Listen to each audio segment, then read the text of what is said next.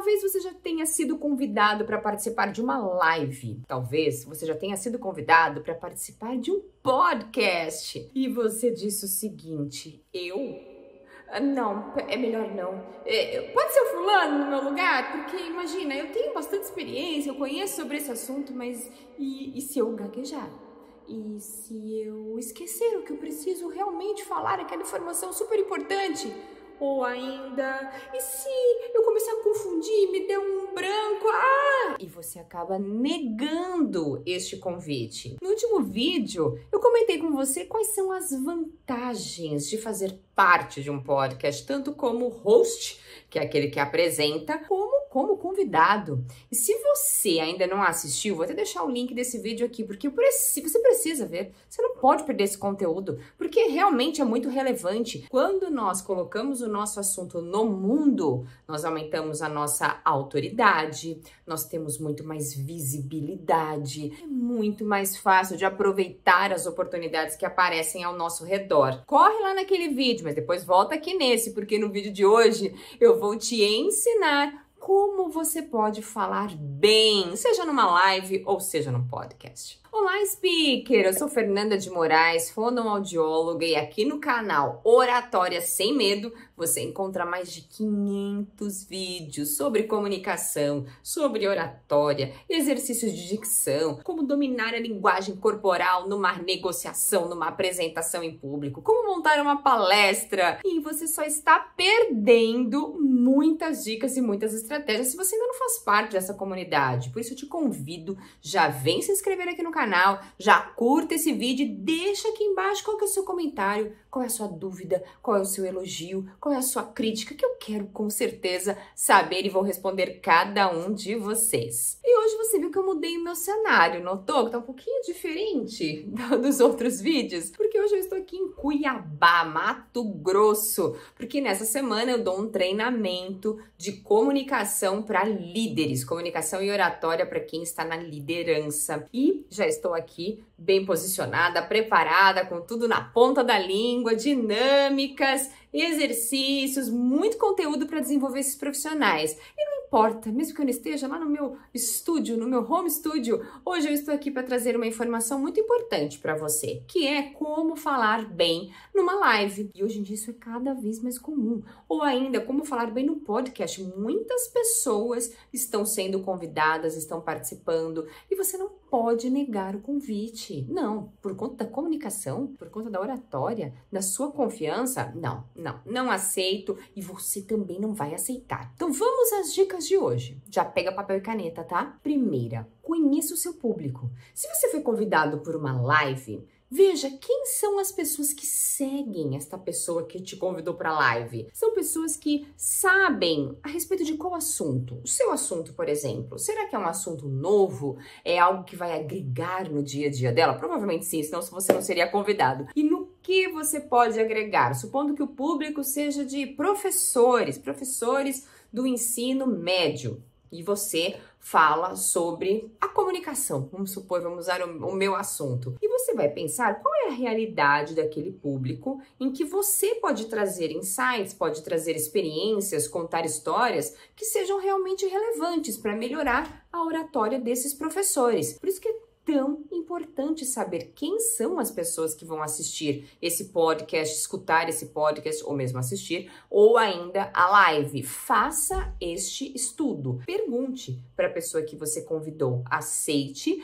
e já faça esse tipo de questionamento. Você pode até criar uma lista com algumas perguntas importantes. Quem te segue? Quais são as necessidades dessas pessoas? Quais são os principais desafios? As principais dificuldades? O que eles esperam aprender? Que conteúdo eles gostariam de escutar a respeito do seu assunto? Sabe por que isso é tão importante? Porque conhecendo, você vai elencar uma série de histórias que façam sentido, que sejam realmente relevantes para eles. Você vai pensar em pesquisas que também vão ao encontro daquelas necessidades, daqueles desafios que vão ser superados. Você vai trazer uma informação que é interessante e não ficar simplesmente blá blá blá, blá blá blá, blá blá blá, trazendo um monte de informação que você gosta, mas que talvez aquela audiência não. Segunda dica, planeje e pesquise. Por mais que você tenha muita experiência experiência, muita vivência no seu assunto, faça uma lista das principais informações que você quer compartilhar. Não conte só com a sua experiência, porque isso pode ser um tiro no pé. Sabe por quê? Porque muitas vezes nós temos tanta experiência, tanto conteúdo, tantas histórias para contar, que você fala e fala demais muitas vezes. Acaba se perdendo com ideias que não são tão relevantes para aquela pessoa que está te escutando. Por isso, faça uma lista das informações que você gostaria de compartilhar e que realmente são pertinentes naquela situação da live ou mesmo do podcast. E é claro, muitas vezes o host, ele manda uma lista de perguntas e pode dizer para você assim, olha, você acha que é interessante falar sobre isso ou não? Tem alguma coisa que você não quer falar? Algumas vezes o host faz esse tipo de questionamento. Mas caso não tenha essa lista de perguntas, pense.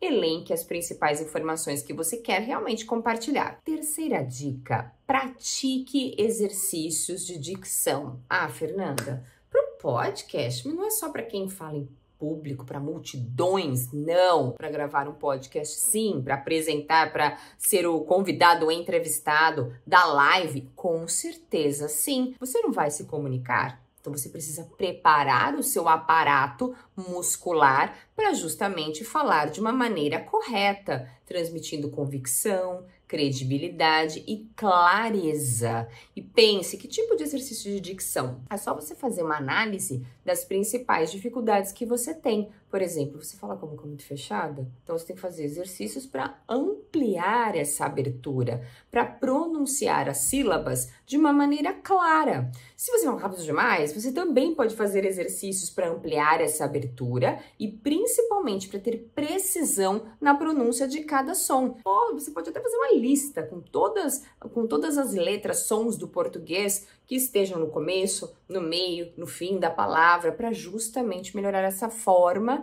de apresentar cada um desses sons para o mundo. Vale muito a pena. E olha, aqui no canal tem até uma playlist só com exercícios de voz e dicção. Então corre lá na playlist e já capricha nesses exercícios também. Quarta dica, controle a velocidade e o ritmo da sua fala. Se você tende a falar muito devagar, pode ser que a sua fala fique muito cansativa e você não tenha uma boa audiência por esse motivo, sabia? Agora, se você falar muito rápido demais, se você falar sempre acelerado desse jeito, você pode respirar, as pessoas não vão entender nada que você está falando. Então, controle essa velocidade. Mas, Fernanda, qual é a melhor velocidade? É aquela que você varia. Em alguns momentos, você fala mais devagar.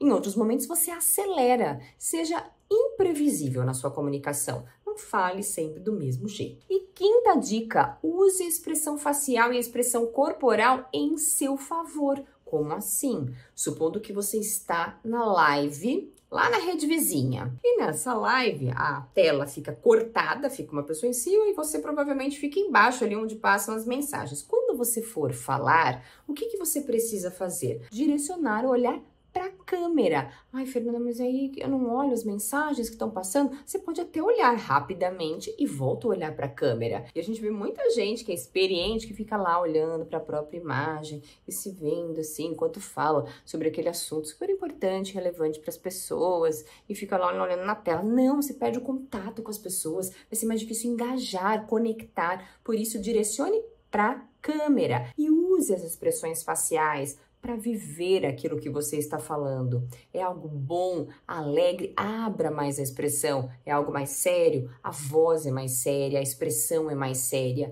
E lembre-se de usar gestos durante a sua fala, seja no podcast ou mesmo na live. Agora, pode ser que você tenha ficado com uma dúvida, seguinte: Fernanda, mas eu vou gravar um podcast e nesse programa não passa a imagem, não vai ser transmitido aqui um vídeo. Vai ser só o áudio. E aí eu preciso usar gesto, ninguém tá vendo nada, né? Por que eu tenho que movimentar a mão? Sim, tem que usar gesto sim, porque o gesto é o primeiro passo para eu ter uma entonação melhor da voz. Exatamente. Quando você movimenta as mãos, movimenta o seu corpo, naturalmente a sua voz fica muito mais expressiva, muito mais convincente e certamente você vai transmitir muito mais credibilidade. Conta pra mim. Você gostou dessas dicas? Achou que elas realmente foram relevantes? Vão te ajudar a ser um melhor comunicador, seja na live ou mesmo no podcast? Então escreve aqui para mim. Aliás, se você quiser explorar mais ainda esse assunto, o que você acha de um vídeo em que eu vou trazer, como se fosse mesmo um manual de como você preparar as perguntas para o seu convidado, caso você seja um host ou você esteja convidando alguém para uma live? O que você acha? Deixa aqui nos comentários que eu quero saber. De repente, isso pode ser o próximo vídeo. Um beijo, fica com Deus, speaker, e até o próximo.